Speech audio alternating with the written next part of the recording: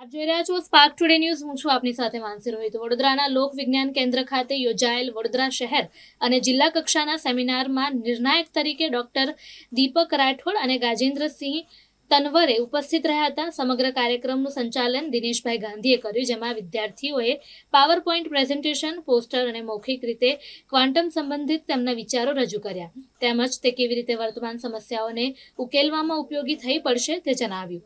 નિર્ણાયકોએ વિદ્યાર્થીઓએ તૈયાર કરેલા પ્રેઝન્ટેશનમાં સ્ત્રોતની જાણકારી મેળવી શ્રેષ્ઠ રજૂઆત કરનાર વિદ્યાર્થીઓની પસંદગી કરી. વડોદરા જિલ્લા કક્ષાએ વિજેતા નીવડેલ એક ગુજરાતી અને એક અંગ્રેજી માધ્યમના વિદ્યાર્થીને આગામી સપ્ટેમ્બર માસમાં રાજ્ય કક્ષાની સ્પર્ધામાં ભાગ લેવા મળશે. Gujarat council science and technology દ્વારા પ્રાયોજિત લોકવિજ્ઞાન કેન્દ્ર વડોદરા દ્વારા આજે નેશનલ સાયન્સ સેમિનારનું આયોજન કરવામાં આવ્યું. આ સેમિનાર દર વર્ષે યોજાય છે, જેનો અલગ અલગ થીમ હોય છે.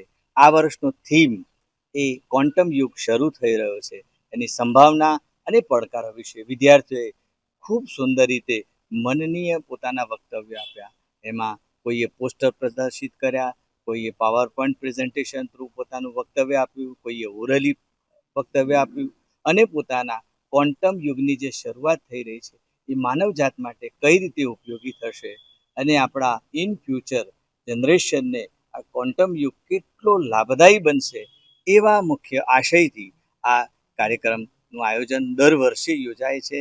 આજે જિલ્લા કક્ષાએ વિજેતા થયેલા એક ગુજરાતી મીડિયમ અને એક ઇંગ્લિશ મીડિયમ વિદ્યાર્થીને અમે રાજ્ય કક્ષાની ભાગ લેવા માટે તક આપી છે. આજે અમે લોક વિજ્ઞાન કેન્દ્ર વડોદરામાં સાયન્સ સેમિનાર દ્વારા આયોજિત વક્તૃત્વ સ્પર્ધા માટે આવ્યા છે. તેનો વિષય છે ક્વોન્ટમ યુગ શરૂ થઈ રહ્યો છે, તેની સંભાવનાઓ અને પડકારો. મારું નામ પરમાર વંદના. હું શ્રી સેવા સમાજ વિદ્યાલયમાંથી આવી છું. સાથે મારા મિત્રો અને મારા માર્ગદર્શક શિક્ષક શ્રી પણ આવ્યા છે.